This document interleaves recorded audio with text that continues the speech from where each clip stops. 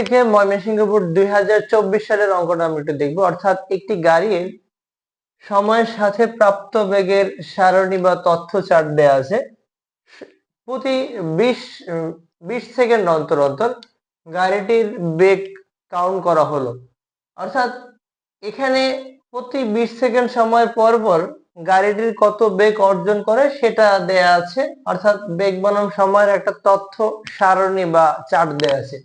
সেখান থেকে কোশ্চেন করা হলো গাড়িটি প্রথম 1 মিনিট 20 সেকেন্ডে অর্থাৎ 80 সেকেন্ডে কত দূরত্ব অতিক্রম করছে সেটাই নির্ণয় করতে হবে। তো প্রথমেই যদি আমরা এই তথ্যটা একটু গ্রাফের মাধ্যমে দেখতে চাই তাহলে দেখতে এরকম লাগবে। জাস্ট প্রথম 60 সেকেন্ডে সময়ের সাথে সাথে বেগ বৃদ্ধি পেল। এরপরে পরবর্তী এখানে যে প্রথম 60 সেকেন্ড পর্যন্ত প্রথম 60 এখানে যদি 60 সেকেন্ড পর্যন্ত দেই, তারপরে এখানে এসে আমরা 80 সেকেন্ড দিলাম, এই পরবর্তী 20 সেকেন্ডে আর কোনো বেগ বৃদ্ধি পায়নি। আর এখানে বেগ কতটুকু বাড়ছে, এখানে যেমন 4, এখানে 8, আর এখানে শেষ এখানে আমরা 12 দিলাম। আর একটু যদি বড় করে দেই, এখানে আমরা 12 করে দিলাম, 12। তো এই জিনিসটাই, অর্থাৎ এইটা যদি আমরা 80 দিই, এখন দেখা যায় যদি আমরা এটাকে লেখচিত্রের মতো করতাম তাহলে বুঝতে আরেকটু সহজ হতো। অর্থাৎ প্রথম 60 সেকেন্ড গাড়িটি সমত্বরণে চলে। যেহেতু সমত্বরণে চলে তাই এটা আমরা ত্বরণ বের করেও করতে পারি বা গতির দ্বিতীয় সমীকরণ দিয়ে করতে পারি। তো আমরা যদি বলি এই প্রথম পার্ট করার জন্য আমাদের যে তথ্য লাগবে, আদিবেগ লাগবে u equal 0 metre per second, 0 metre per second. শেষ বেগ অর্থাৎ এইখানে 60 সেকেন্ড শেষে শেষ বেগ কত দাঁড়ায়, v equal 12 metre per second. এবং টাইম t ইকুয়াল কত হবে, এটাকে আমরা t1 বলতে পারি, t1 ইকুয়াল 60 সেকেন্ড। তো এখন আমরা বলবো যে প্রথম 60 সেকেন্ডে অতিক্রান্ত দূরত্ব, প্রথম 60 সেকেন্ড এ অতিক্রান্ত দূরত্ব কত হবে বের করছি। অর্থাৎ এটা আমরা s1 বলতে পারি, s1 is equal to v plus u ভাগ 2 ইন্টু হলো, এটাকে আমরা t1 বলবো। কেননা প্রথম 60 সেকেন্ড সমত্বরণে চলে, এই জন্য প্রথম ক্ষেত্রে 60 সেকেন্ড মানে t1 পর্যন্ত এতটুকু আমরা কাউন্ট করলাম। তো এইখানে v এর মান হলো 12, u এর মান হলো 0 ভাগ 2 ইন্টু t এর মান হলো 60 সেকেন্ড।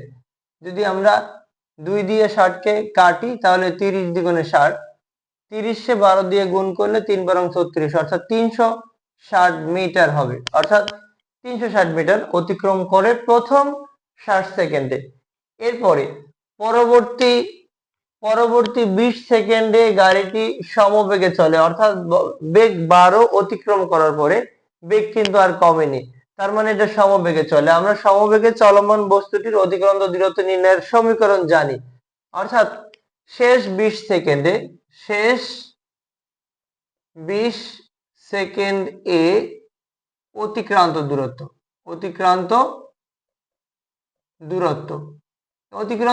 এটাকে আমরা s2 বলি, s2 সমান হলো v, এটাকে আমরা t2 বলি।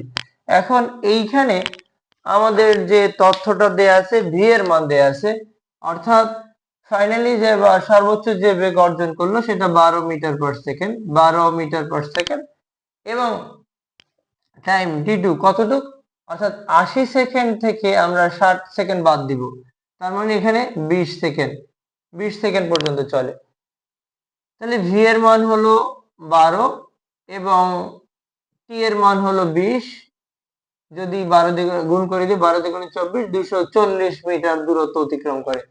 তাহলে গাড়িটি প্রথম 1 মিনিট 20 সেকেন্ডে অতিক্রান্ত দূরত্ব, তো বলতে পারি 1 মিনিট 20 সেকেন্ডে 1 মিনিট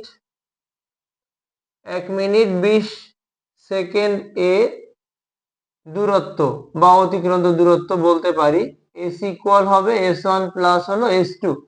s1 হলো 360 মিটার প্লাস হলো s2 240 মিটার টোটালি আমরা যোগ করলে পাবো 006, অর্থাৎ 600 মিটার দূরত্ব। প্রথম ঘ নম্বর কোশ্চেন, প্রথম 60 সেকেন্ড এ ত্বরণ নির্ণয় করার জন্য আমাদের যেটা লাগবে a1 ইকুয়াল শেষ বেগ বিয়োগ আদি বেগ ভাগ হলো সময়। এখানে শেষ বেগ মানে 12, শেষ বেগ ভি এর মান হলো 12 মিটার পার সেকেন্ড এবং ইউ এর মান হলো 0 মিটার পার সেকেন্ড, অর্থাৎ মূল বিন্দু থেকে যাত্রা শুরু করবে। এবং টাইম কতটুকু সময় চলে? 60 সেকেন্ড, অর্থাৎ t1 ইকুয়াল এটাকে আমরা 60 সেকেন্ড বললাম। তো এখান থেকে আমরা ভি এর মান 12 মাইনাস 0 ভাগ হলো এই 60, তাহলে 12 ভাগ 60, 12 অক্ষে 12, 5 12 60, অর্থাৎ 1/5, এটা করলে 0.2 মিটার পার সেকেন্ড স্কয়ার। অর্থাৎ প্রথম 60 সেকেন্ডে গাড়িটি 0.2 মিটার পার সেকেন্ড স্কয়ার সমত্বরণে চলে। পরবর্তী 20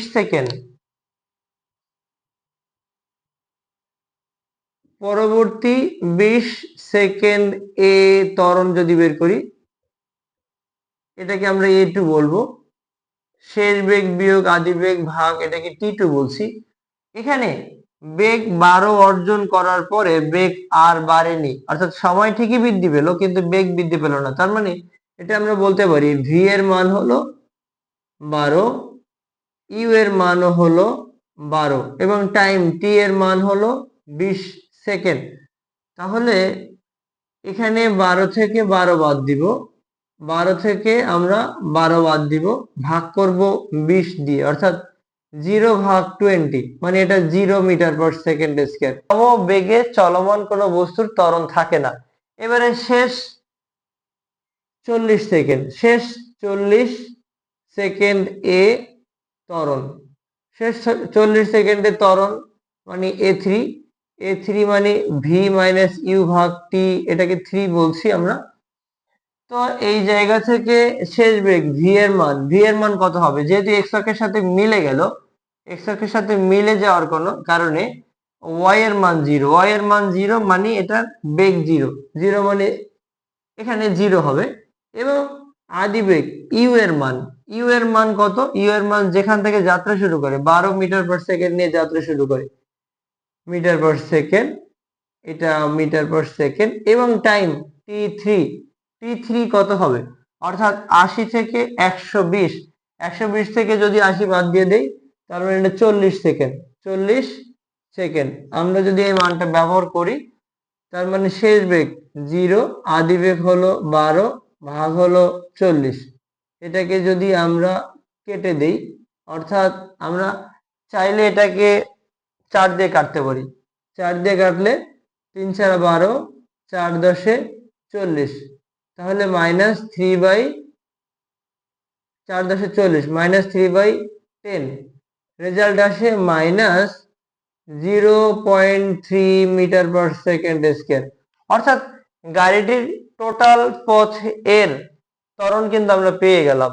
এটাকে যদি আমরা এখন লেখচিত্র অঙ্কন করি, উদ্দীপকের তথ্যের ভিত্তিতে ত্বরণ বনাম সময় লেখচিত্র, আমরা কিন্তু ত্বরণ বের করে ফেলছি।